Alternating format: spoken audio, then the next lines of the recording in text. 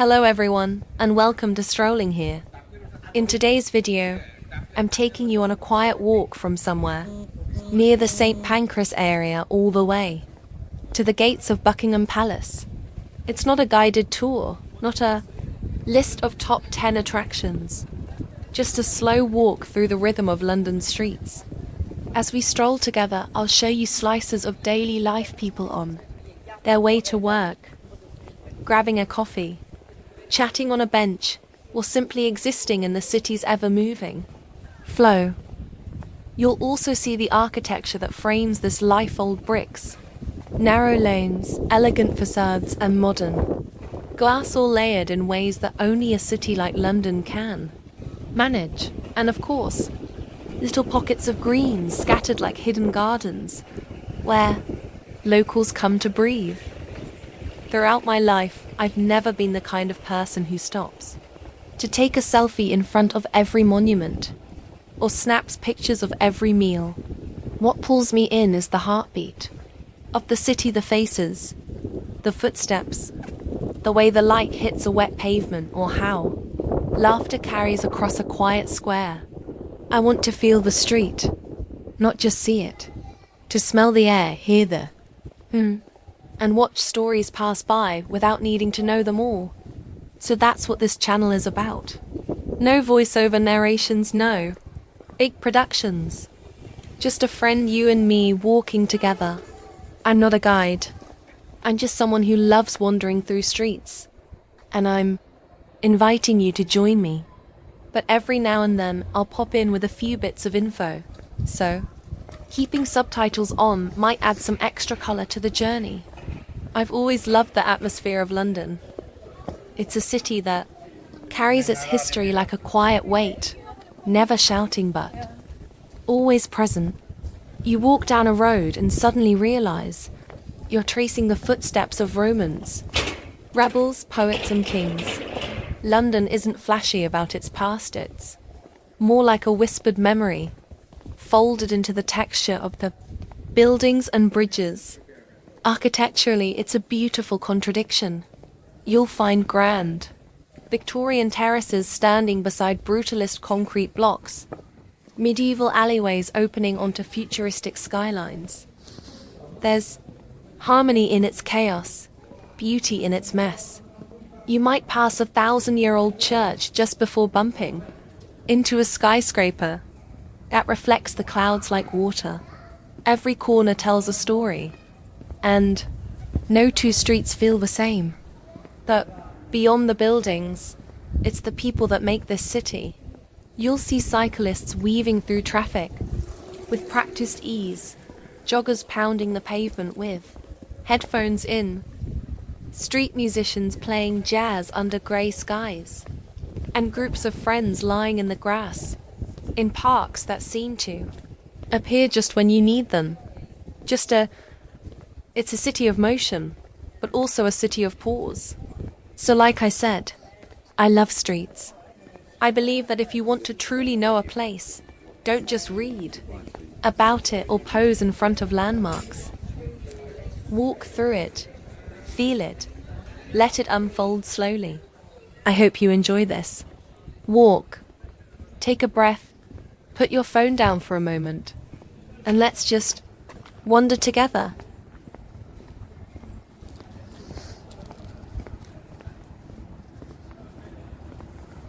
If I had to share my very first impressions of London, like from the exact moment the plane touched down, or maybe even just before it, I have to admit something. I had no idea that London, or even the whole UK, was this green. Like, properly green. Please forgive my ignorance.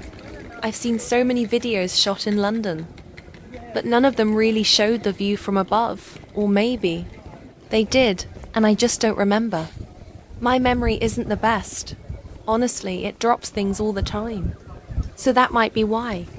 But still, as we were flying in, I kept looking out the window and thinking, wow, parks, trees, open spaces everywhere. Not what I expected from one of the biggest cities in the world. It's something you don't really notice in daily clips or reels online. And once I started walking through the streets, that feeling continued. It's not just green, it's organized, tidy in a way that feels effortless. The buildings, the streets, the pavements.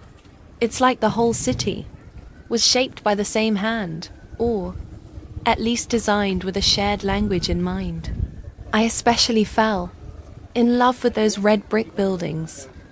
They have this beautiful blend of tradition and modernity.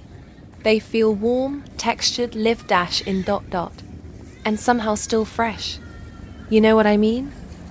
Some cities feel either too shiny or too decayed. But here, London balances it well. Even tiny details caught my eye, like the gutters. Yes, the actual rain gutters. They're all black. Every building, no matter how old or new, has that same clean black piping.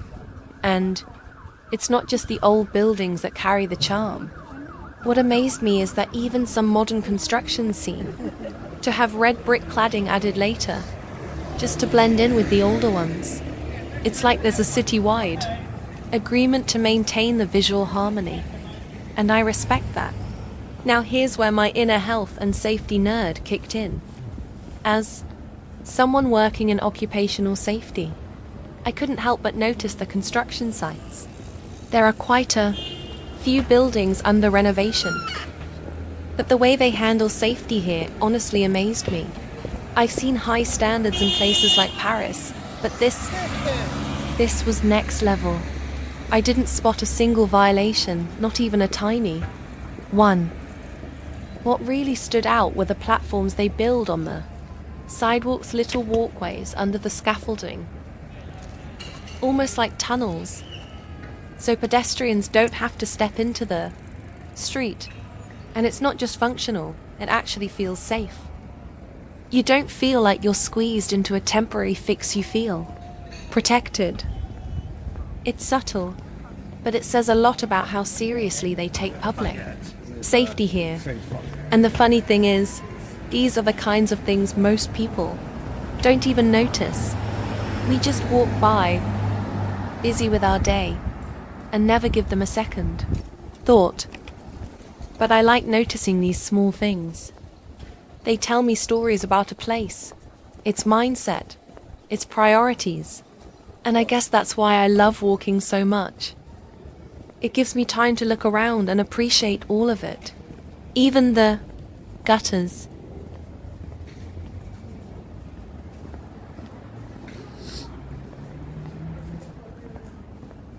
One of the things that really caught my attention during the early hours of the day, especially in the mornings, was seeing people dressed in traditional clothes. Mostly those from Arab cultures. You know, long white robes, head coverings, elegant and flowing styles. It really added to the multicultural vibe of the city.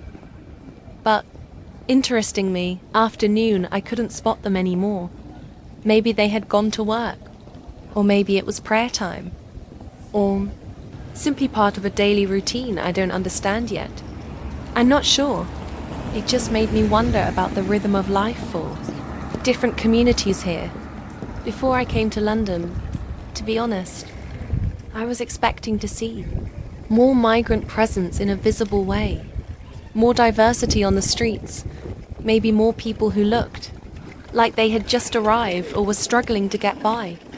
I was also expecting to see more homelessness, especially in central areas. That's the impression I got from the media, mostly from the BBC and similar outlets, reporting daily on the ongoing migration crisis in the UK. But walking through the city, It didn't quite match what I had pictured. It's not that migration isn't an issue here. It clearly is. And it's a complex one. But compared to what we face back home in Turkey, I can honestly say the conditions here seem far more stable. In our country, the migration situation feels way more intense, more visible, more pressing in daily life. The number of people on the streets, the tension in local communities, the economic pressure, it's just heavier. It's something we live with and feel constantly.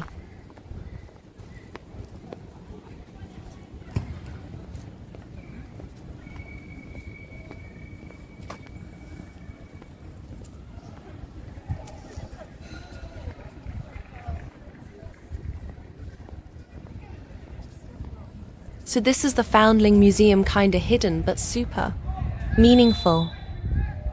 It tells the story of the first home for abandoned children in London, started way back in the 1700s.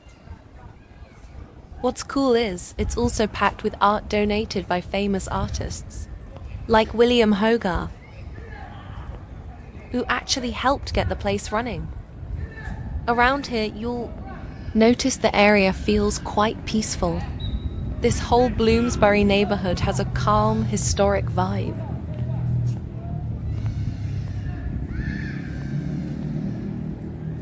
This one's pretty unique. Coram's Fields is actually a park where adults can't come in unless they're with a kid.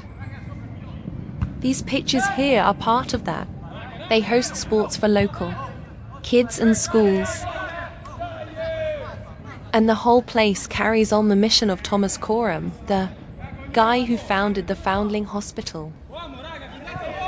It's really focused on giving kids a safe place to play and grow up. You know what really made me smile on this walk? Seeing those beautiful sports fields right in the middle of the city. I mean, properly maintained, green, open spaces with real goalposts, fences, and everything just there. Like it's the most natural thing in the world. It's not hidden away or tucked behind buildings. It's part of the everyday view. Right next to the museum is Brunswick Square Gardens. It's a lovely, quiet green spot surrounded by old Georgian houses. Back in the day, writers like Virginia Woolf lived nearby. So the whole area has that literary, intellectual feel. It's the kind of place locals come to read or just relax away from the buzz. It just feels so good to know that young people, or anyone really, can access these spaces so easily. You don't need to take a bus out to the edge of town or pay for a private club. It's just there. You can walk past after school or work, kick a ball around, run, some laps, play with your friends, and that's it. That kind of accessibility is honestly impressive to me. I feel like having public sports fields like this, right in the heart of the city, says something important about a society. It says that health, play, and youth matter. It's not just about aesthetics, it's about creating a city where movement and community are built into everyday life. I really admire that. You can feel the city inviting you to take part, not just observe.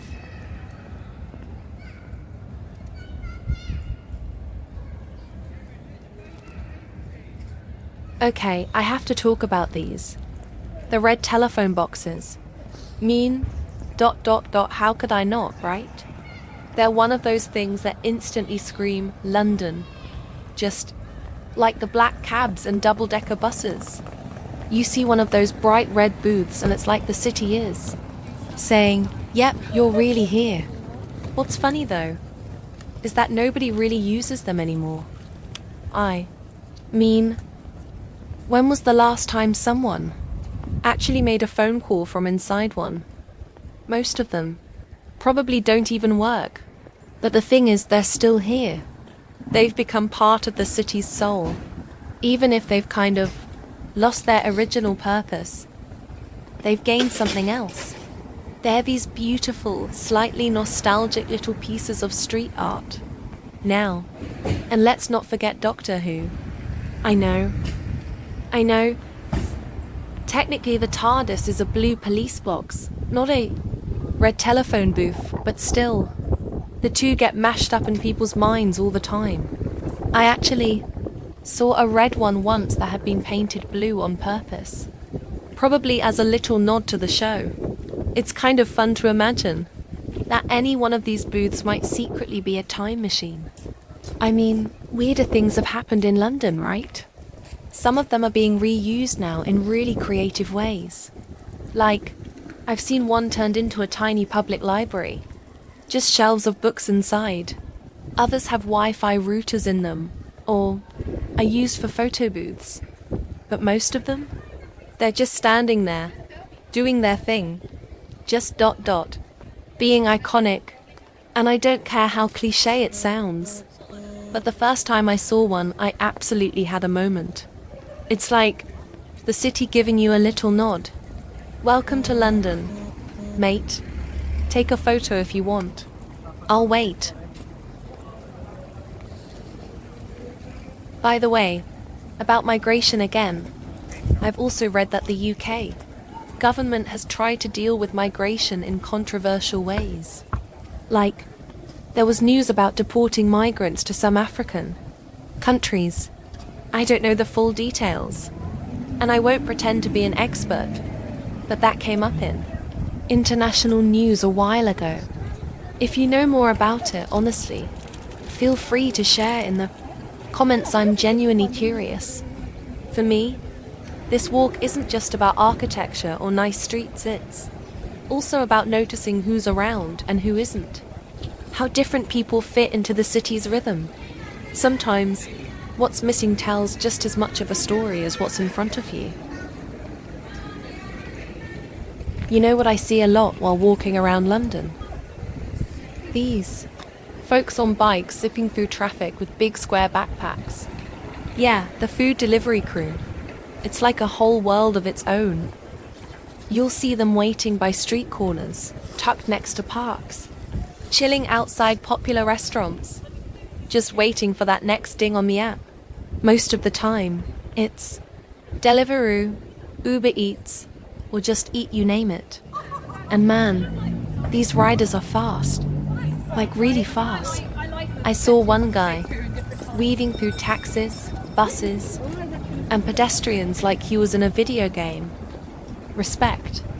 And there's something kind of fascinating about it all. Like the way the city's food scene, tech and gig economy just all blend together into this non-stop stream of takeaway orders. On two wheels. Even in the rain or the typical moody London, drizzled, they're out there pedaling with waterproof jackets, sometimes with lights flashing on their bags. It's like this underground orchestra of movement. But I can't help wondering, what's their day really like? Do they get enough breaks? How do they deal with traffic or late night shifts? Some of them are students, others are doing this full time. I've even seen people riding electric bikes and scooters now, just to cover more ground and stay competitive. It's a hustle. And as someone just strolling through the city, it adds this real, living rhythm to the streets. It's not just people going to museums or shopping. It's also people working, sweating, delivering your late-night sushi, or that 4 p.m. bubble tea craving.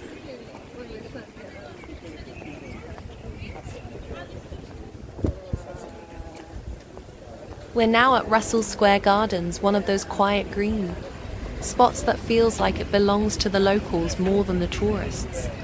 It's right in the heart of Bloomsbury, a part of London known for its writers, thinkers, and calm charm. The garden itself is surrounded by beautiful old buildings, including hotels and academic institutions, and it has this almost timeless feel.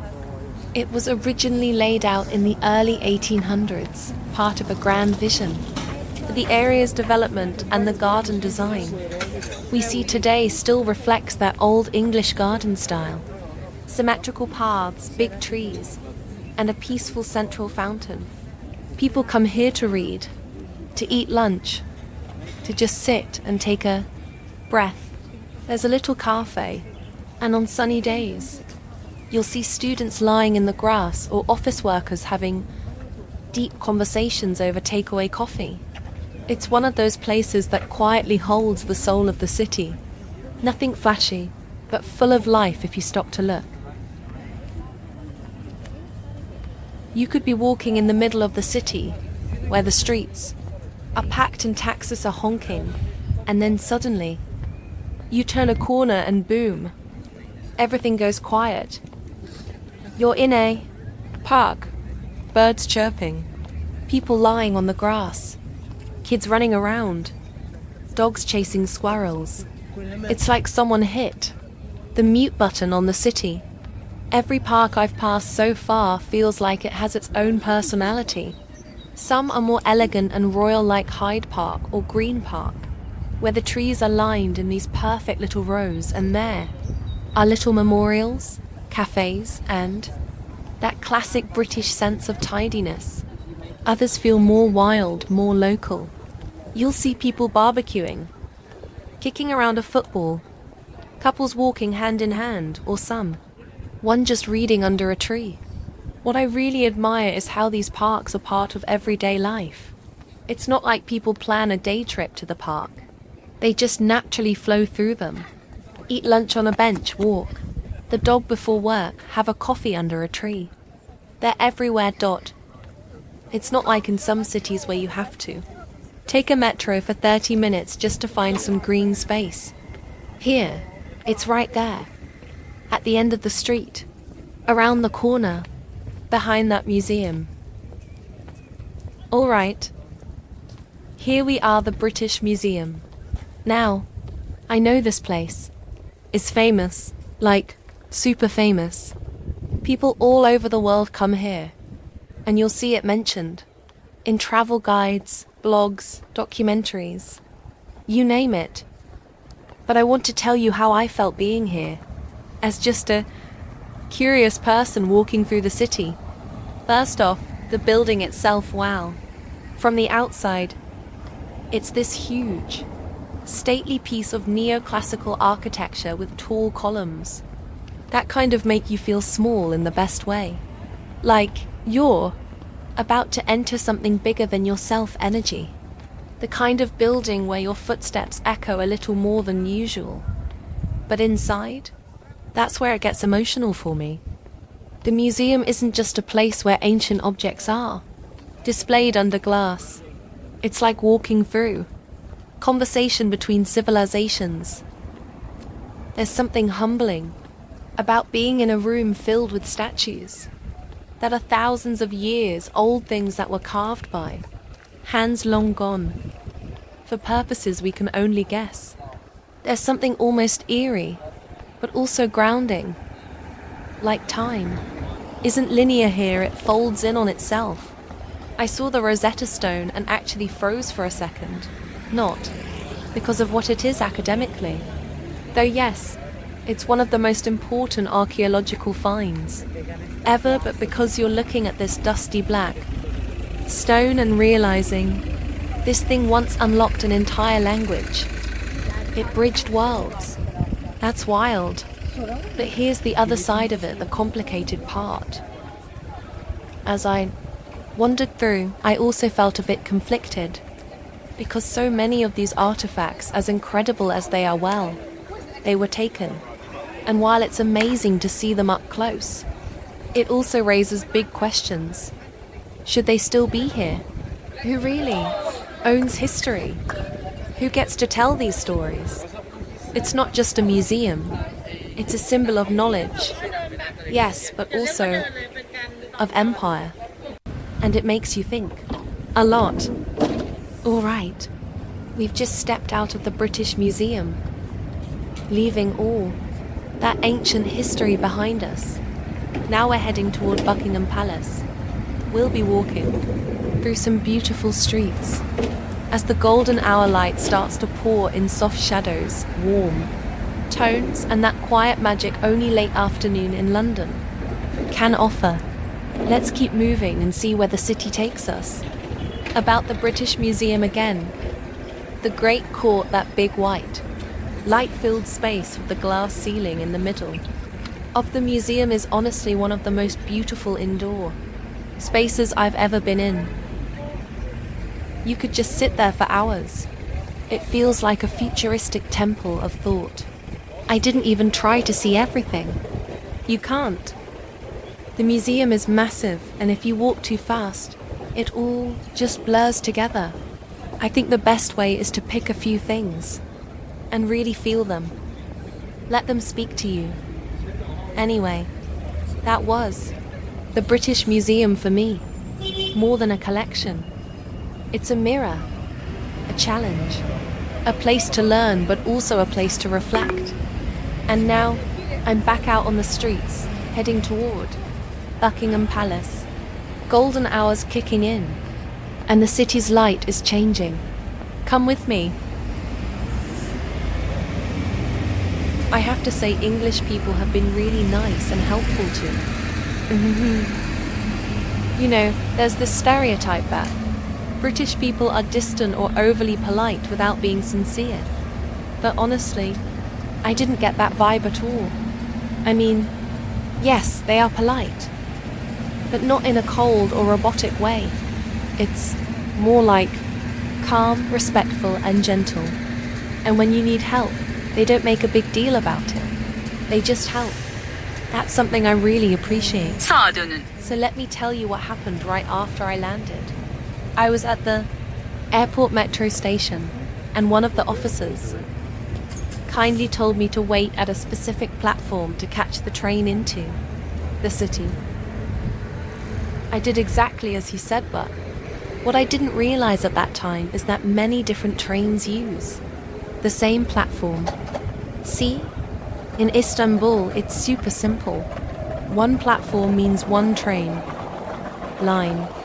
You just stand there, wait, hop on, and boom, you're on your way. But in London?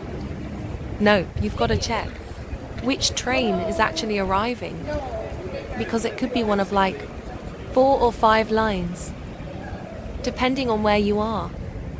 So guess what? I took the wrong one, and I didn't even realize until I was halfway across town. Now, imagine this. I'm tired, a little disoriented, and trying to understand this spider web of a railway system. London's underground feels like something out of a sci-fi movie. I mean it. The maps have zones, colours, names like Piccadilly and Jubilee and Bakerloo, and these tiny symbols that made me feel like I needed a cryptographer to explain them. Maybe it's only confusing for tourists at first, and I'm sure I'll get used to it. But man, it was overwhelming in that moment, that this is where the British people really showed up. I went up to a random guy on the platform and asked, probably with a confused face, and he didn't rush me. Didn't brush me off. He took the time to show me where I was on the map and explained, in a really calm voice, which train to take to get back to where I wanted to go. Actually, not just him, 3 different people helped me that day, and none of them acted like I was a burden. One older woman even told me, "Don't worry, love, it happens to all of us." That small sentence made me feel so much better. And you know, these little acts of kindness, they really shape your first impression of a place. I didn't feel like a stranger. I felt like I was allowed to be a bit lost. That's rare. Also, one thing I found brilliant. You can use your credit card directly at the metro gates. No need to buy a paper ticket or top-up card. Just tap and go. I can't even tell you how smooth that made things once I figured it out. In Turkey, we have transport cards that you have to top up manually. Here, the system feels like it. Trusts you. It treats you like an adult. Now back to the people again, this calmness, this easygoing tone, even in stressful situations. It reflects something deep in their culture. British people seem to have mastered the art of queuing, being civil, not panicking. Maybe it's the weather. Maybe it's centuries of tea drinking. I don't know. But there's a grounded energy here that I admire. Also, I've noticed they really respect personal space. No one's pushing. No one's shouting into their phones. If you accidentally bump into someone, they say sorry, even if it was your fault. I'm not used to that. And one more thing, I saw a lot of people, especially in the morning hours, walking super fast in suits, holding coffee cups, completely in their own bubble. But even then, if you ask for directions or just smile at someone on the street, you'll often get a polite nod or a soft good morning back. I like that balance. They're not trying to be your best friend, but they'll help you if you need it. All in all, that first little misadventure with the train turned into one of the warmest memories I've had here so far. It reminded me that even in the most complex cities, it's people who make things human. So, if you ever get lost in London, don't panic. Just breathe, ask the help, and someone will likely guide you with a kind smile. Or, at the very least, point you in the right direction without making you feel silly. That's all you need sometimes. And here's the Palace Theatre, this beautiful old red brick building that looks like it was carved right out of a storybook. It's been standing here since the late 1800s, and you can really feel its age. In the details, the balconies, the arches, the quiet drama in its design. Right now, it's dressed up for Harry Potter and the Cursed Child. You'll probably notice the huge golden wings and magical symbols along the walls. It turns the whole building into something straight out of the Wizarding World. Fans come here from everywhere just to see this spot, even if they're not catching the show.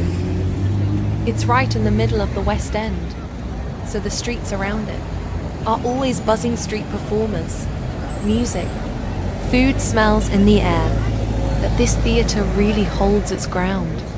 It's got that quiet old soul that makes you stop for a second, look up, and just take it in. By the way, do you like visiting theatres? I mean, really going out to see live plays?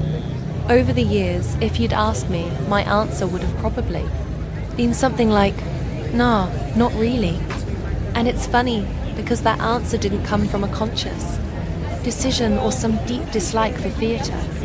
It's just something I sort of inherited from earlier experiences. Maybe one or two awkward stage performances back when I was younger completely shaped my idea of it. You know, how it is. You go to a school play or a local performance, and if it doesn't click with you, bad acting, long monologues, strange lighting. Yeah, theatre's not for me. But actually, it wasn't the theatre. It was just that specific show, at that specific time. And maybe I wasn't ready for it either. But here's the twist one. Beautiful night in Istanbul totally changed my mind. I still remember the energy in that theatre. The lights dimmed. The first lines hit the air, and I thought, wait a minute, this is different. They were performing Hamlet Shakespeare, you know, big shoes to fill, and honestly, it was fabulous. Like Goosebumps level acting. The atmosphere pulled me in, completely. I wasn't watching a play, I was inside the story. That night taught me something important. Sometimes you don't dislike the thing itself. You've just never experienced a good version of it. So now, I'm not against theatre at all. In fact, I've grown a quiet appreciation for it. But I also learned that if you're someone who's a little unsure, Like if your interest is fragile or just starting, it's really important to go see a high quality performance, because a bad one might just scare you away for another 10 years. Maybe that's where reviews come in. I have this friend who literally doesn't go anywhere without reading reviews.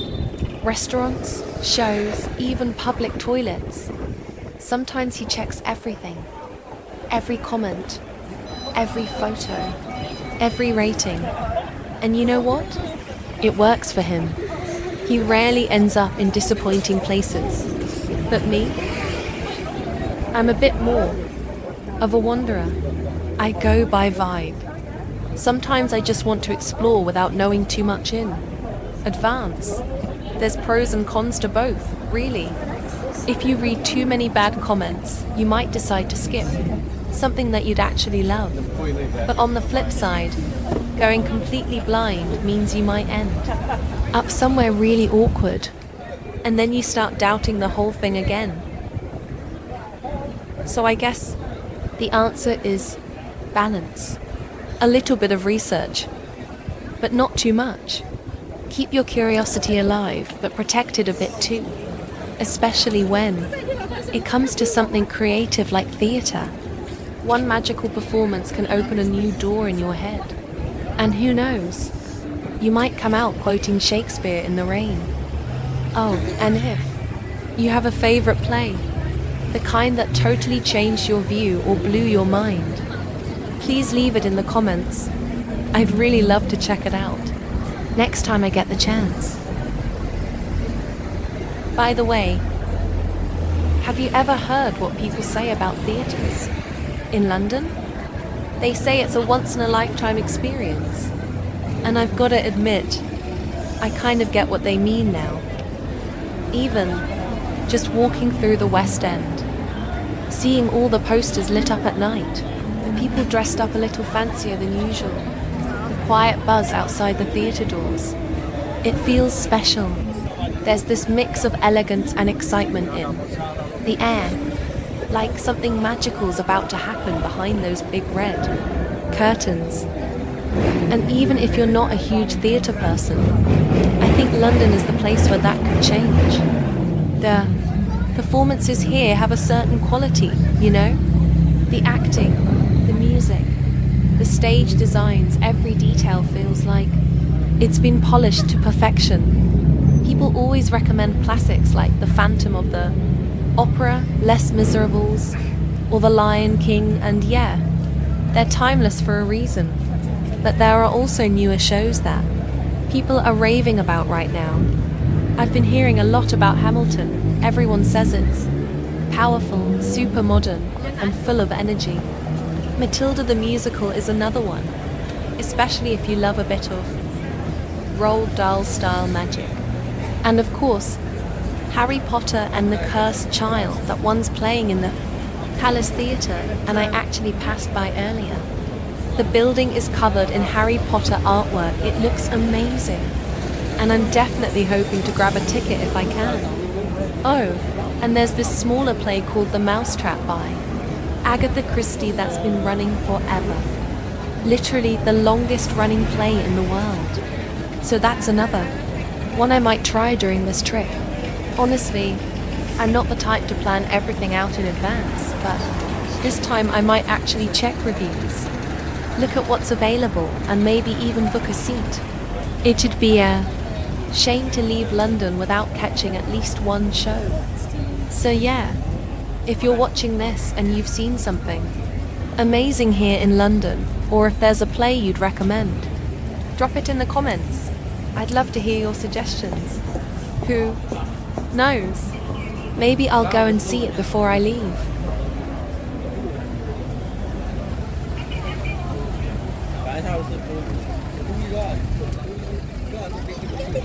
And here we are at St. James Tavern, one of those classic London pubs that just pulls you in with its warmth. It's been here since the 1800s, and you can tell from the outside. It's all ornate woodwork, gold trim, hanging flower baskets, and those old-timey pub signs that glow, just right as the evening sets in. Inside, it's everything you'd hope for: dim lighting, carved, wooden interiors, the soft hum of conversation, and maybe the smell of fish and chips or a Sunday roast floating in the air. It's the kind of place where strangers become friends over a pint, and time slows down a bit. These traditional pubs are a big part of London's social life. They're not just about drinks, they're about connection, storytelling, laughter, and winding down. So even if you're just walking by, places like this add a heartbeat to the street.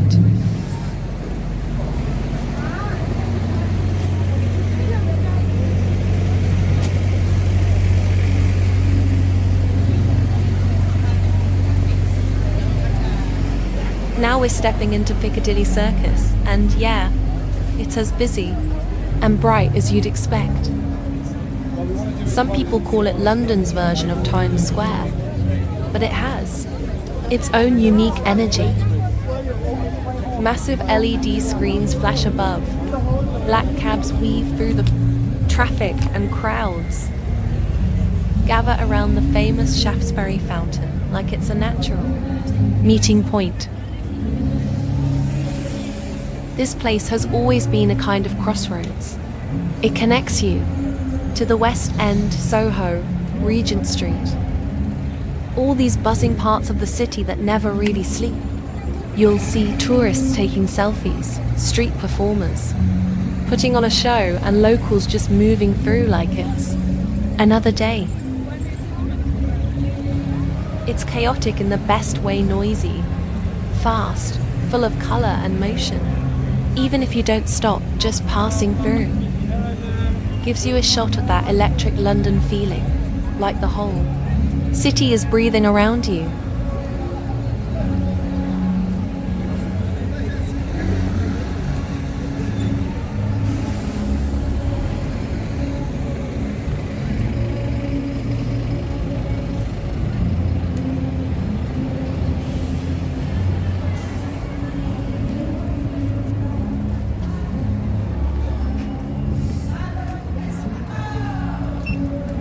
By the way, I've got a question for you when you visit a new city. How do you like to spend your time? Are you a daytime wanderer, someone who likes to soak up the sunshine and check out all the little details? Or are you more of a night owl, the kind of person who waits for the city lights to come on and just drifts through the calm or the chaos of the evening? If you ask me, I try to experience both as much as I can, because some cities really show you different sides of their personality, depending on the hour. Like in the morning, you see the routines, the shopkeepers unlocking their doors, the people rushing to work, students grabbing a coffee. And then at night, it's a different rhythm, dimmer, more relaxed, maybe a bit more emotional. But I also have to say, when you're traveling alone, spending time out at night can sometimes feel a little tricky, depending on the country, the neighborhood, or even just your own instincts. It might not always feel safe, or it might just feel too lonely. But so far, I haven't felt that way in London. To be honest, I don't have a lot of experience here. This is only my second day. But I haven't felt uncomfortable even once walking around, even when it gets darker. And speaking of nighttime in London, what do you think about pub culture? I think it's actually kind of beautiful. Every country has its own way of winding down, gathering, sharing a laugh, or just letting the weight of the day go.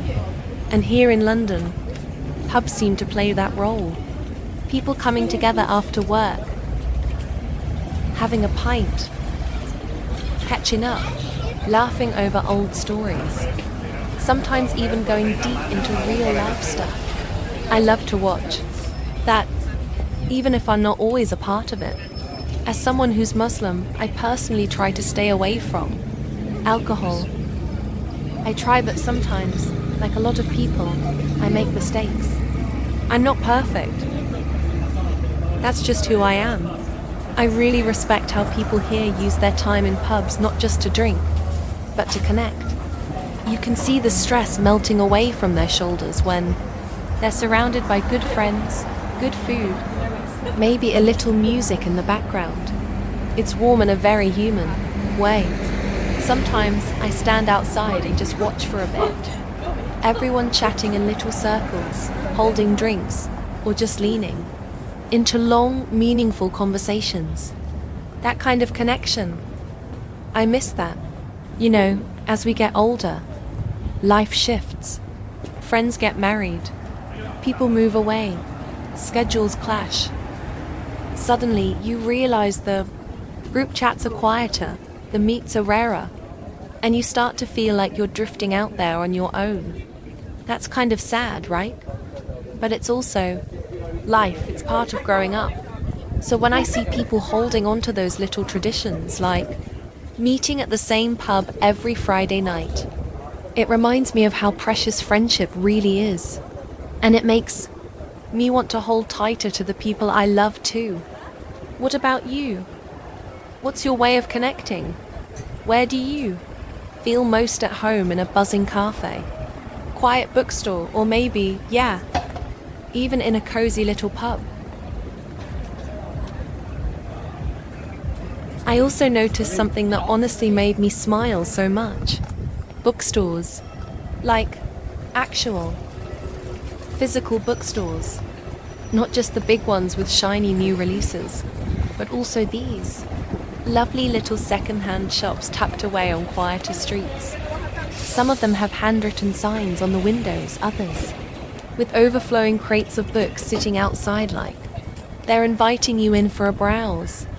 I've passed so many of them while walking here, in a world that's kind of obsessed with speed and convenience, where everything's delivered to your door with a click. It's kind of amazing to see that people still take the time to walk into a bookstore, wander between the shelves, pick up a book, feel the texture of the pages, even smell it. You know what I mean? That slightly dusty, comforting smell of old paper. It's nostalgic in a way you can't explain. And they're not just rushing in and out either. People here really spend time in bookstores. You see them standing in the corners, flipping through pages, comparing blurbs, reading reviews on the back covers, carefully choosing the one, like they're searching for that perfect story that will take them somewhere new. That one book that feels like it was waiting there just for them. It's beautiful, honestly. I've always believed that bookstores are some of the most peaceful places in the world, like tiny sanctuaries where you can step out of reality for a moment and get lost in someone else's imagination.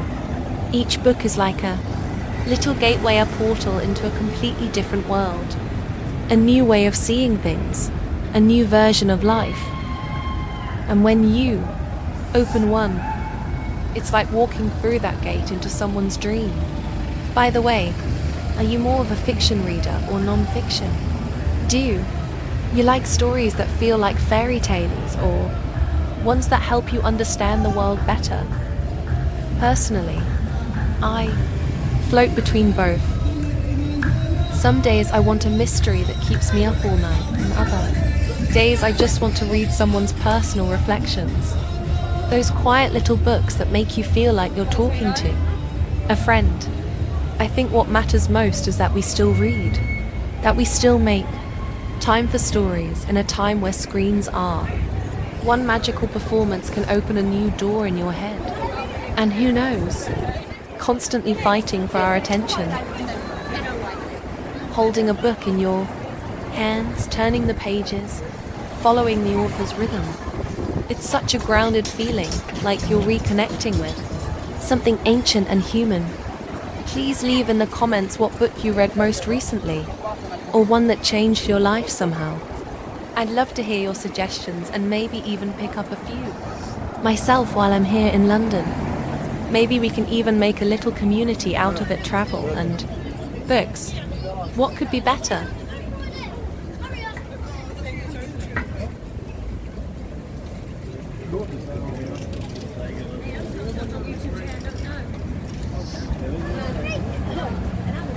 By the way, the car you're seeing on the screen right now, yeah, that one isn't just any old classic car. That's actually a Formula One race car. And not just any model. It's the 1969 Lotus 63. Pretty cool, right? This car was Lotus's attempt to bring four-wheel drive to Formula One, which was quite revolutionary at the time. It was designed by Colin Chapman and Maurice Philippe, some of the biggest names in F1 innovation back then. The idea was to give drivers better traction and handling, especially in tricky conditions. But not everything went smoothly.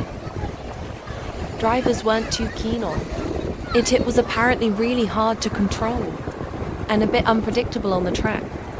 Even racing legends like Graham Hill and Jochen Rindt weren't fans.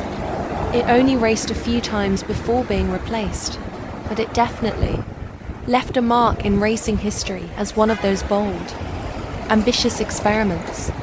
Now, seeing one just standing still like this on display, it's kinda wild to think that this beast once roared around tracks at insane speeds. It's a piece of motor, sport history, and it's always fun when stuff like this pops up randomly during a walk, right?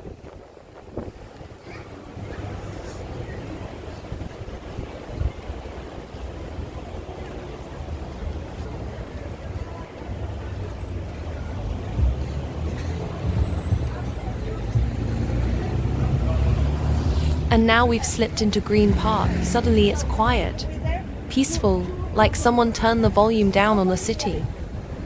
No statues, no lakes, just open green space, trees gently, swaying and winding paths that invite you to slow down. It's one of London's royal parks, but it feels the most understated. You'll see people jogging, reading under trees, or just lying in the grass without a care. There's a kind of softness here, especially during golden hour, when the sun comes through the leaves and makes everything glow just a little. What's really special is that just a few minutes ago we were in the middle of buzzing Piccadilly. And now it's like we're in a completely different world. That's London for you. It can switch moods in a single street. You know what really surprised me during my walk here? The nature. I mean, yes, you expect green spaces in London. It's famous for its parks and gardens. But the variety of flowers, trees, and plants just caught me off guard. Some of these flowers look like they're straight out of a storybook. Deep purples, bright oranges, velvety reds. I even saw a kind of tulip I'd never seen before. Its petals were ruffled like little flamenco skirts. London has this amazing botanical character, and they take it seriously. The city's planted with thousands of different species, many of them carefully chosen for how they support local wildlife. It's not just about looking pretty, though, trust me, it does that too. But it's also about balance. You'll see lavender and rosemary in small community gardens, which attract bees and butterflies. There are giant plane trees lining the streets, those big ones with the patchy bark. And they've been here for centuries, filtering pollution and giving shade. And then, oh man, the animal life here. It's a whole vibe. Let me tell you about this hilarious moment. I had just bought myself a Magnum ice cream. You know, thinking I'd sit down on a bench, enjoy it, have a nice chill moment, and bam, this little squirrel, looking all cute and innocent, jumps up, eyes my ice cream, and before I could even blink, it snatches it straight from my hand. I swear, the ice cream was half its size, and it just climbed up the tree with it like it was nothing. It felt like something out of a cartoon. People nearby were laughing, and honestly, I couldn't even be mad. I was impressed. Squirrels here are cheeky, smart, and clearly ice cream connoisseurs. And not just squirrels, dogs everywhere. People here love walking their dogs in the parks. Some of them have this dignified, almost royal vibe, and others are just bouncing around chasing sticks like they're having the best day of their life. Which, let's be honest, they probably are. It adds so much energy to the streets and parks. And the birds. I saw robins, parakeets. Yeah, green parakeets, wild ones, just hanging out in the trees, squawking like they own the place. And a lot of pigeons too, of course. Classic city birds. But here, they're kind of part of the landscape. Some even hop over to you on the bench like they want to chat. What I really love is how there's this kind of unspoken harmony between people and animals in London. Like, people don't freak out when a squirrel gets close or a bird comes near their sandwich. They just smile, maybe toss a little food and keep going. It feels like everyone's sharing the space, coexisting in this really calm, respectful way. Anyway, next time you're in London, don't just look up at the architecture. Look around. At the flowers, at the trees, at the tiny creatures, living their own little lives. There's beauty in those little moments. Oh, and remember those bright yellow flowers you saw right at the entrance? Those were daffodils. Aren't they beautiful? They're one of the classic signs that spring has officially arrived.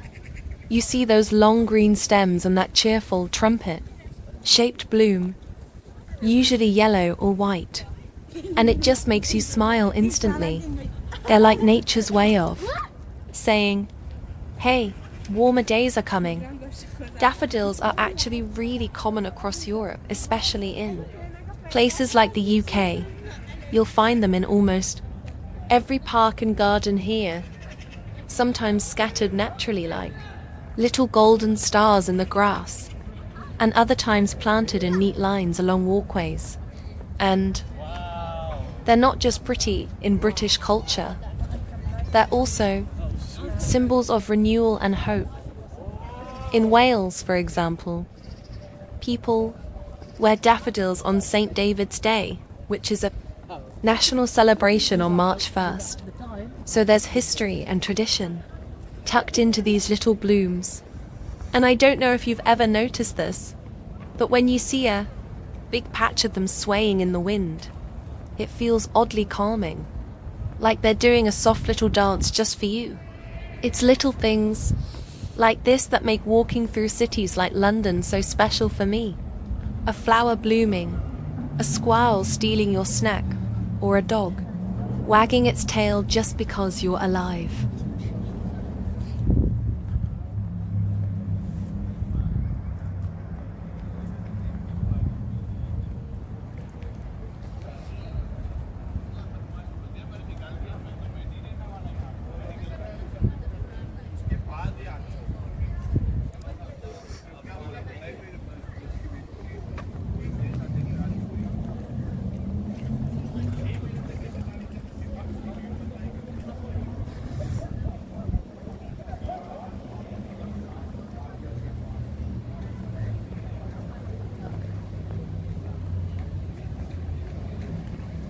And here we are, Buckingham Palace, the grand finale of our walk. Even if you've seen 100 pictures of it, there's something different about standing here in person. The gates, the guards in red, the symmetry of the building, it all feels both majestic and surprisingly calm. This is the official London residence of the King, the place where royal ceremonies, state visits, and celebrations begin and end. And yet, you'll often find people just sitting by the fountain out front, taking it all in without a rush. School kids on a field trip, tourists with ice cream, or locals using the palace as a backdrop to their everyday lives.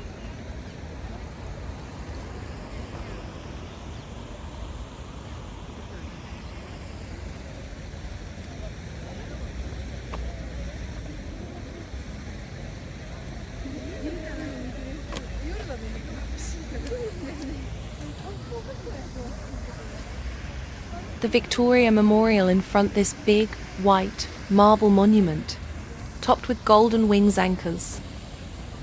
The space, looking down the moor, which stretches all the way to Trafalgar Square.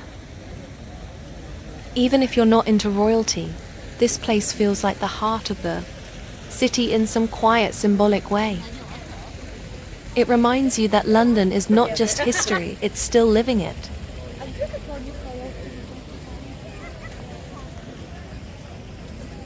I gotta say, I really had a lovely time walking around with you today. It's such a different vibe when you feel like you're not just strolling alone, but sharing little thoughts and sights along the way, kind of like catching up with an old friend while wandering through a beautiful city. I hope you enjoyed it as much as I did.